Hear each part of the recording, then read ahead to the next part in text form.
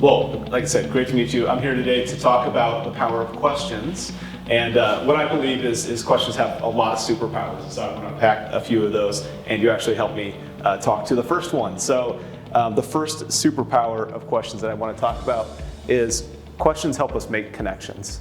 And when I think about just the power of questions, I love to meet new people. It's something I do every day.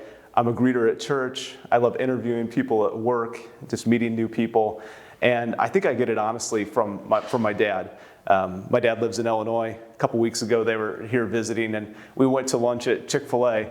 And I sit down, I have the food, and I looked around, and my dad's nowhere to be found. I'm like, hey, Mom, where'd Dad go? She points over to the corner, and he's talking to some worker at Chick-fil-A. And I'm like, okay, time passes. It's 20 minutes later. I'm like, what could he be talking about? And I don't know if you all know some of the people like that in your life, but there's certain people in our lives that I think just have the innate ability to have conversations, to connect with other people. And so the question I have for this morning is, how do those people do it? And I think what I've come to realize is they go into the conversation with the right formula. Think back to the last great conversation that you had, and kind of close your eyes and imagine what that was like. I think a good conversation is a lot like a good sermon or a good song. And so picture yourself in church, and you're sitting there and the pastor's delivering the message, and you hear something that really hits you hard, right? You're sitting in your car, you hear a song that's like, wow, this is written just for me.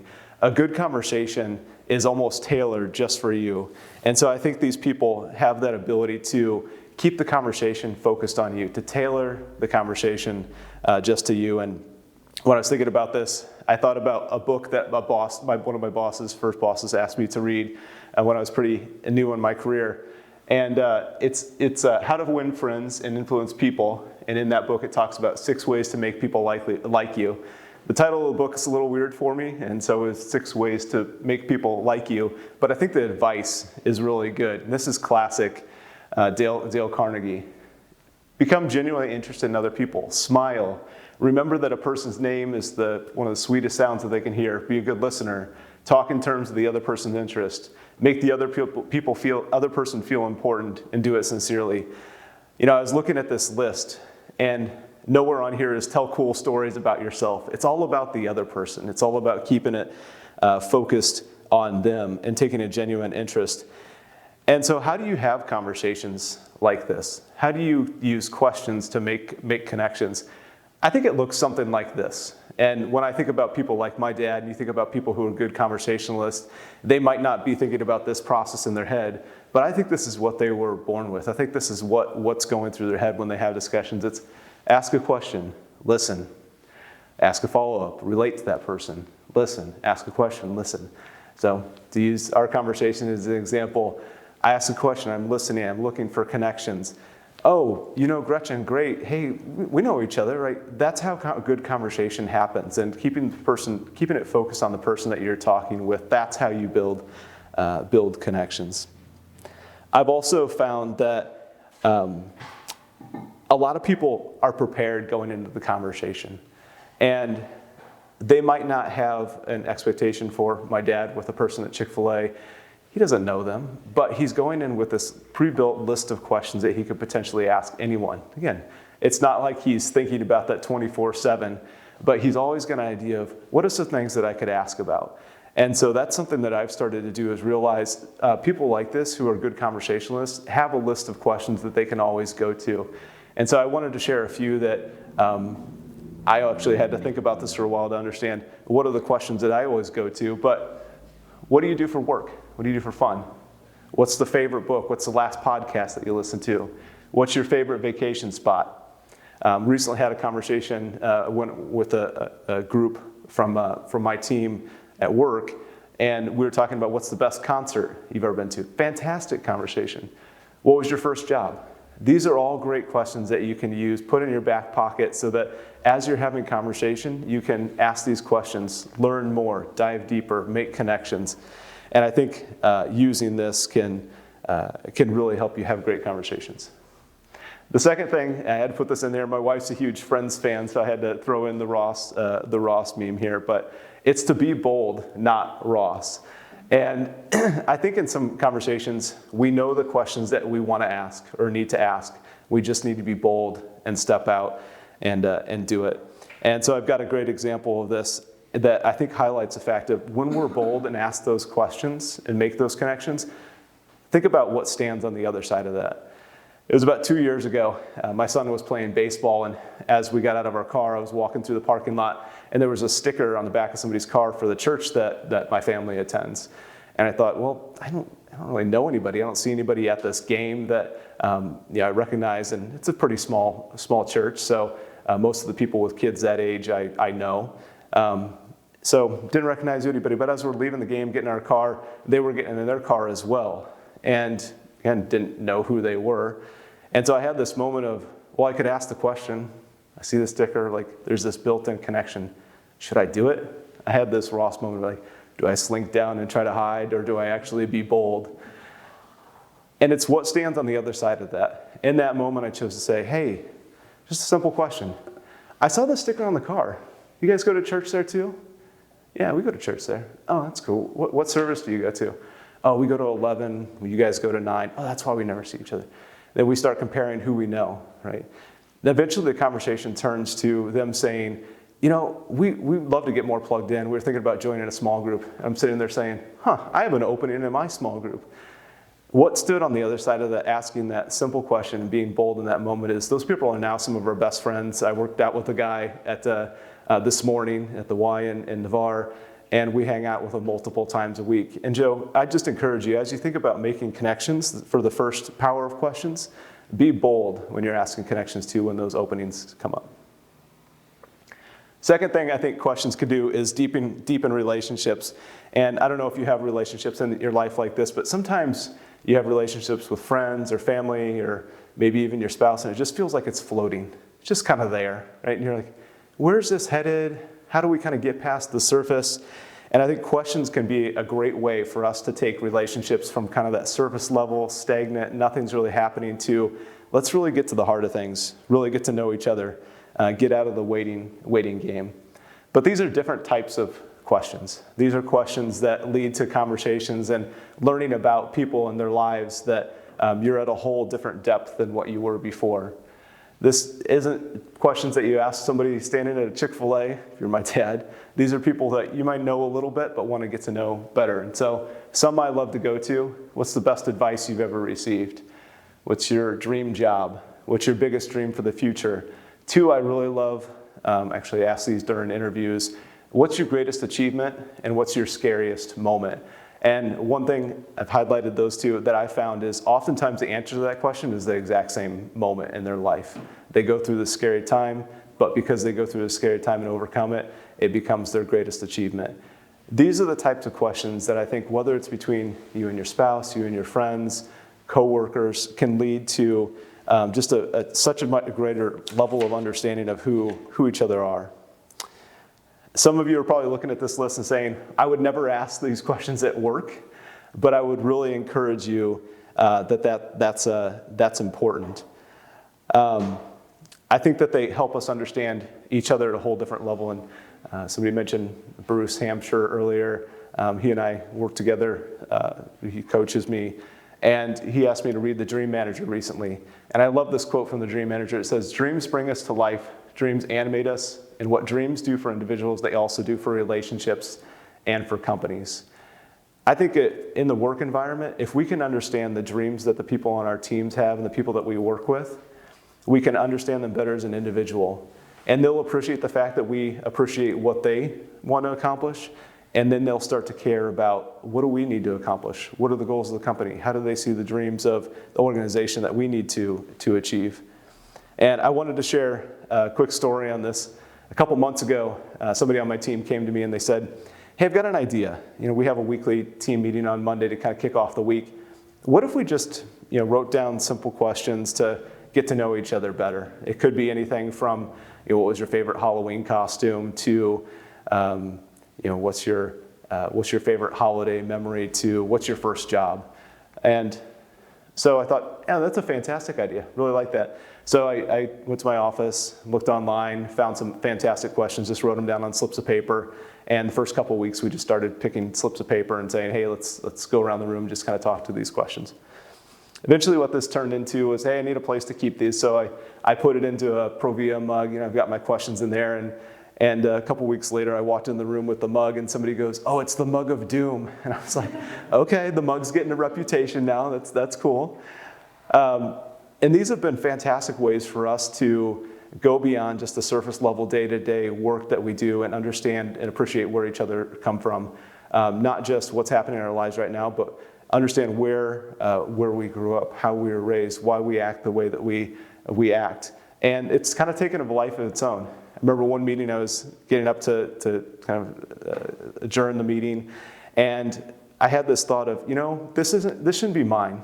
This should be the team's. I actually gave somebody the mug and said, hey, why don't you take this over?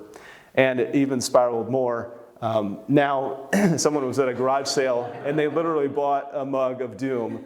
And so they own this. I don't even know who has the mug today, but the team owns this idea. They put the questions into the mug, and it's just a lot of fun. So this is a way for, well, it seems like going deep with your team and asking those non-surface level questions is a little bit intimidating.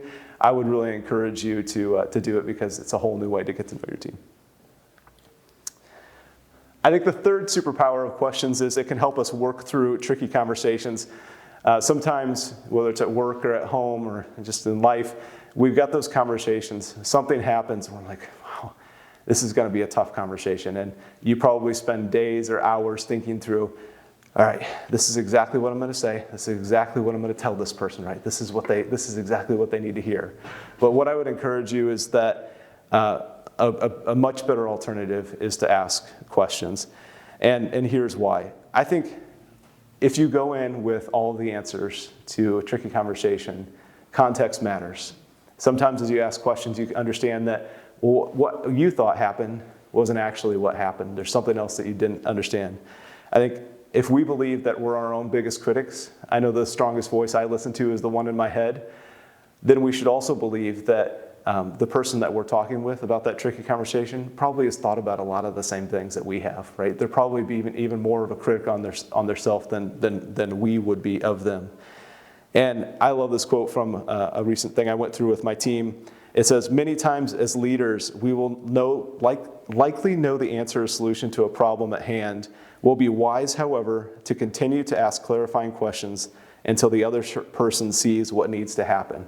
It's the value of asking questions so that the other person can get there on their own versus you telling them exactly what to do. The growth comes when someone else can see that themselves. And so as I was thinking about this, I love to give things a little bit of structure. And so I was picturing the conversations, tricky conversations, in kind of three different phases. And the first one is, how do you open things up? Right? You can either go in and just say, hey, here's what I think you should have done. But what I found a lot of value in is just ask, hey, it's been a couple days since that meeting, and you and I haven't had a chance to talk about it. How do you think it went? Right? And I think what you hear on the other side of that question, a vast majority of the time, is a reflection of probably what you're thinking, and maybe even more. And if the person says something like, yeah, it wasn't the best meeting, here's some things that I could have done better, I felt really bad that it went this way. Those are things that you can dive into versus putting all the weight on you as a manager to tell them again what you think happened. The second phase here, I think, is just diving deeper. If you don't seem to be getting some traction with that first question, it's, hey, what would you do differently next time? What might happen? Steering them in a certain direction if we did this instead of this. Have you thought about doing it this way versus this way? Right? And then also, this is really critical, is kind of the recap. I don't know if you've ever been in a conversation and you left the conversation feeling really good, but then after the fact, it was really clear that you didn't come away with the same takeaway as the other person. I think asking questions like, hey, what did you take away from our conversation? Or where do you think we go from here? I think this is really important, even in our personal life, of like, hey, I really appreciate talking with you, having a conversation about this. Asking a question like this at the end of that, how do you feel like we're doing as friends, or how do you feel like our relationship, something to kind of summarize at the end, making sure you're on the same page, is a fantastic way to leave things off. I think somebody who did this really well, whether you believe whatever faith you believe, you can look at Jesus as a model of leadership, is Jesus himself. And so we all probably know the story of the Good Samaritan. One thing I think that's fascinating about Jesus is we don't often think of questions, but he asked almost 300 questions in the Gospels, way more questions than he had answers. And I think this is a great example of this. Within the story of the Good Samaritan, an expert in the law stood up to test Jesus. He said, "Teacher, what must I do to inherit eternal life?" And instead of Jesus answering, he actually just asked the question, "Well, what's written in the law? How do you read it?" He knew that the person probably knew the answer to that. The leader of the law answered the question. Jesus said, "You've answered correctly. Do this and you'll live." But then the person asked a follow-up question. The expert of the law asked, "And who is my neighbor?" He just asked a clarifying question. So Jesus told the story of the Good Samaritans. And at the end of that, he didn't say, "Do like the Good Samaritan. This is exactly the plan that you should follow." He asked a question. So it's kind of rhetorical. Which of these three do you think was a neighbor to the man who fell into the hands of the robbers? And the expert of the law said, "The one who had mercy on him." And Jesus said, "Go and do likewise." This is a great example, and there's so many more where Jesus asks questions instead of providing answers and direction. So I just encourage you, this is a fantastic leadership model for us to follow. The fourth superpower that I see for questions is really understanding our purpose. And a little background on my story. Tyler mentioned some of my work history. I worked in the food industry for almost 16 years. I worked at Hormel, I worked at Smucker, but about a year and a half ago, I joined ProVia. And leading up to that transition to ProVia, I went through a time of transition in my life. And it's scary when you've got uncertainty in front of you. But at the same time, coming out of that, I feel like I had the most clarity I've ever had in my life of what my purpose is and where I should be. And I was thinking a lot about why, as I prepared for today. And I think it comes down to this, is I had people around me who were asking me really honest questions, and I was asking myself really honest questions. So clarifying your purpose. 2 steps, I think, to that. One is find your people. There's people in your life who are willing to go there. They're willing to be honest with you. They're willing to ask you those tough questions. And those are the people, when you're seeking purpose, seeking clarity, you really have to surround yourself with. And the second piece of advice I'd have there is take yourself on a coffee date. And here's some great questions to ask yourself when you're seeking purpose and seeking clarity. I think there's 2 types. There's practical questions. There's the what. Where do I want to work? What type of work do I want to do? What do I love to do? What do people say I'm really good at? That's the practical side of things. But I think diving into these why sort of questions is important as well. What sort of impact do I want to make? What's best for my family? What kind of culture do I want to work within? Understanding both the what you do and the why you do it is critical to, I think, clarifying your purpose. And I think this doesn't just apply to us in personal life too. This applies to business as well. Look at these questions. All of them could apply to any business that you're running. Where should we be at? What type of industry should we be in? What do we love to do as an organization? What do people say that we're really good at? What impact do we want to make? Those are questions that you can not only ask yourself in your personal life, but also ask your business. And so I think I wanted to share an example. I won't share the company names, but 2 examples of mission statements here. The first is to provide the highest level of service in all aspects of automotive dealership operations, providing the customers with the highest quality products and services at a fair and competitive price, committed to leading and dominating the industry and automotive excellence in the market. So that's one example of a mission statement. Here's a second. To accelerate the world's transition to sustainable energy. Which one's more exciting? Right? Who feels like they have a better grasp on their what and their why? I would say the one on the left is so focused on the what, but the one on the right is really focused on both the what and the why, right? For ProVia, just a little bit about us as a company. I wasn't involved in the forming of the mission statement. This is people who came well before me, but our mission statement is to serve by caring in details that others won't. And I think one thing that I love about this mission statement and what it enables myself and my team to do is not just focus on the products that we make, doors and windows and siding and metal roofing and stone, but it's serving customers in other ways. A lot of times I think about the thing that we're offering is actually serving customers. It's not just windows, it's offering the best customer service. It's running towards a problem that customers have. It's offering the best IT ordering system in the industry. It's solving problems because you understand not just the what you make, but also the why you do it, and have that mentality of let's run towards problems and help our customers and serve them every day. So number 5 is questions help you learn from others. Whether it's life or business, I think finding somebody in the position you want to be in and asking them to pick your brain just has an unbelievable amount of power to it. When you do this, don't just wing it. Bring a list of questions into those conversations. But I think about this in 3 different facets. In business, I think you can reach out to someone who is where you want to go. Maybe they're in a product line that you want to be in. Maybe they're in a market that you want to go into. And we've got a great search engine for this today. It's called LinkedIn, right? There's been multiple times in my career, and I'll share a story of one. A couple of years ago, we were introducing a new product, and it was very, very similar to a new product that someone else had launched, but in a completely separate space. And we were struggling with some of the problems of, well, how do we do this? And this feels like a hiccup, and this isn't going smoothly. How do we overcome those things? And so I just got on LinkedIn. I searched for people that were working for that company in that space. And I sent out a couple messages and said, hey, would you be willing to give me 15 minutes of your time, 30 minutes of your time, just to have a conversation on something that we're up to? They were very gracious with their time, and I learned more from that 30-minute conversation than I had in all the meetings that we'd had leading up to that. That's the value of making those connections, being bold and stepping out, I think, in the business realm. I think there's also value in finding a career mentor too. Look down the path of where you want to go, whether it's in the organization that you're in today, whether it's a completely different industry. Find somebody who is where you want to be in 10, 15 years, and really ask that person, hey, can I pick your brain about the path that you've been on? I really want to learn from you so I can accelerate my career. And then I think the same applies in life, but this one we don't really think about as much. My wife, a few of you in the room know her, she's super intentional. And we know a family fairly well. We've gotten to know them over the years. And it's one of those families where you look at the kids and you're just like, how as parents did you raise such good kids? They make good decisions. They've got fantastic careers. They're just really well respected.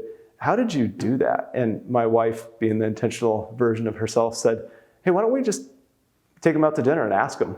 I thought, well, that's an easy way to put it, but you don't see it happen that often. And I think in life, I would just encourage us to do the same thing. Look at people who are 10, 15 years down the road from where you've been. They know the struggles that you're going through now, and you can learn from them and soak up that knowledge. Asking someone, whether it's in business or life or career advice, sometimes that can be intimidating. But what I've found is when you ask those people, they know all the pain points that they went through on that journey, and they want to help others avoid those mistakes that they made, avoid the pain that they've been through. And I can't think of anyone that I've asked that question to who said no. So while that seems like an intimidating question to ask someone, I'd really encourage you to just step out and do that. I have a bonus topic here. I felt like as a marketer, well, most of my conversation is more about questions. I wanted to talk a little bit about marketing. And when I first joined ProVia, we had an ad. This is the ad here, and it's for a tool that we have on our website where people can visualize their homes with our products on it. And we all looked at this ad and we thought, it just doesn't feel right. We started to dive in a little bit deeper and ask ourselves why. And I think the conclusions we came to was the takeaway wasn't really clear. It was more about us than it was the audience. There wasn't really a clear next step of what people should do. It wasn't making it easy for people. And so through all that conversation, this is what we ended up with. And so you see the transition from, it's clearly a little bit more about us. We're putting ourselves in the audience's shoes. We're taking a clear next step. We've got a QR code in there. You can scan it with your phone and go straight to the visualizer. We're simplifying things to make sure that the message is clear. But the value of this wasn't just that transition of, well, this is a better ad, a better performing ad. It was, I think we found the questions that we need to ask to come up with better work when it comes to marketing. And so very intentional about this. We actually ask the questions up front. So before we do creative, not all creative, but big pieces of creative like advertising, we have a creative brief where we ask these questions. And then while we're reviewing the work, we actually asked the same questions. And here's the list. And I think this has value whether you're at ProVia or Smucker or anywhere. Is this about us or is it about the audience? Are we really focused on them or are we focused on something cool that we did, right? Thinking back to our discussion about conversations, it's the same thing. How do we keep the conversation focused on the person that we're engaging with versus telling our story? Does it highlight how we're solving a problem? Are we adding value to that person? What's the reader's one big takeaway? Are they getting the headline? What's the message that they're stepping away from this ad with? Does it have stopping power? Whether it's digital or social or print, when they stumble on that ad, is it actually going to stop them in their tracks so that they notice it? What's the call to action? How could we make that easier? What's the next step that you're asking them to take and where are you sending them?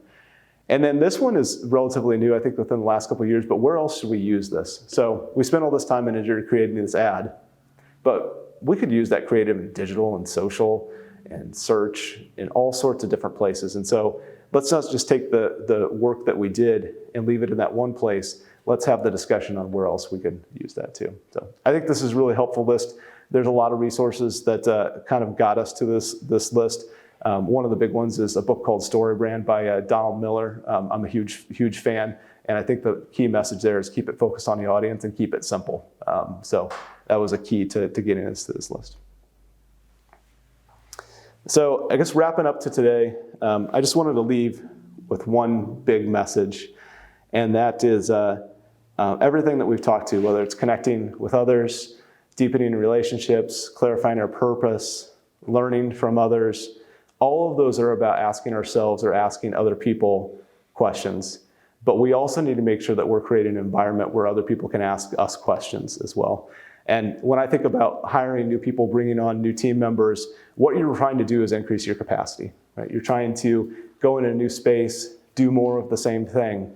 But if you're not open to ideas that they have or challenges that they may have, you're not really increasing your capacity. You're just focused on your own ideas. I still, every day, try to put my pride aside and realize I'm not the only one with ideas. I'm not the only one who can come up with new products, right? So this is a daily challenge. But what I've seen over the years is that people that you bring in have amazing ideas if only you can create the atmosphere where they'll ask those ideas and bring those challenges to you.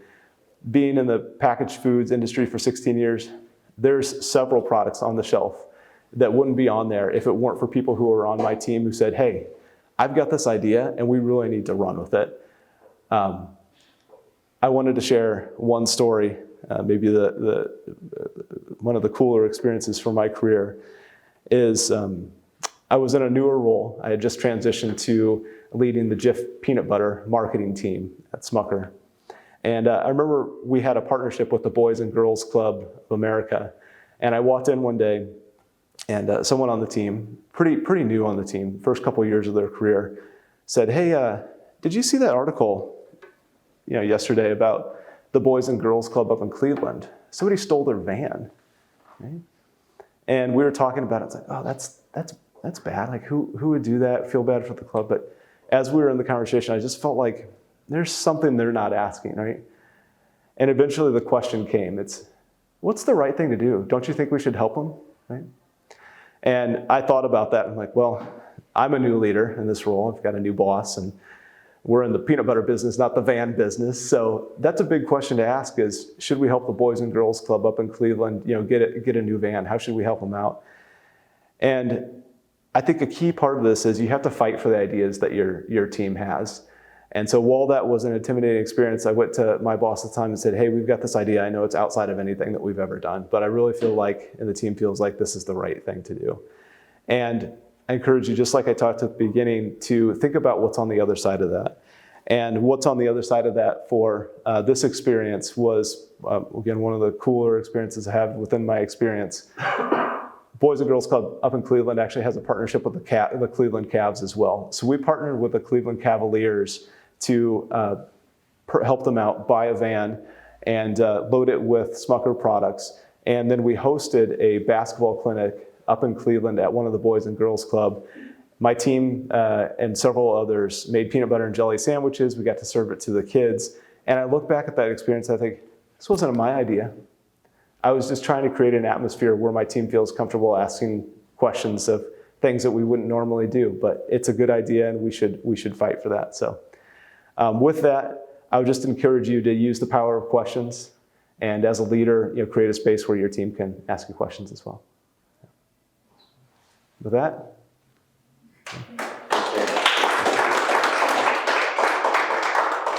Speaking of questions. Questions on questions. Yeah. So I had a question about working through tricky conversations. You mentioned asking a variety of questions. What if there was already a level of distrust there and you're not entirely sure that you're getting the answers that you should be hearing? Yeah. So over time, it sounds like over time, you feel like the relationship's just not to the point where it should be. That's a really tricky conversation. Thinking back on a couple examples of that, sometimes you just have to be super bold and say, hey, something's not clicking here. And that's a question within itself. But coming out of that, I've had some really good conversations and be open, I think, within those to hearing some tough things about your own leadership as well, and being humble going into that. And I think the trick there is not to be defensive, right? You may hear some things that are disturbing and take you a little bit to stomach, but you have to step out, I think, and ask that tough question, which is what's not clicking you. And then you can get to why didn't that meeting go as expected or whatever else is the case. But I think you're exactly right. You have to get through the first thing first. Good question.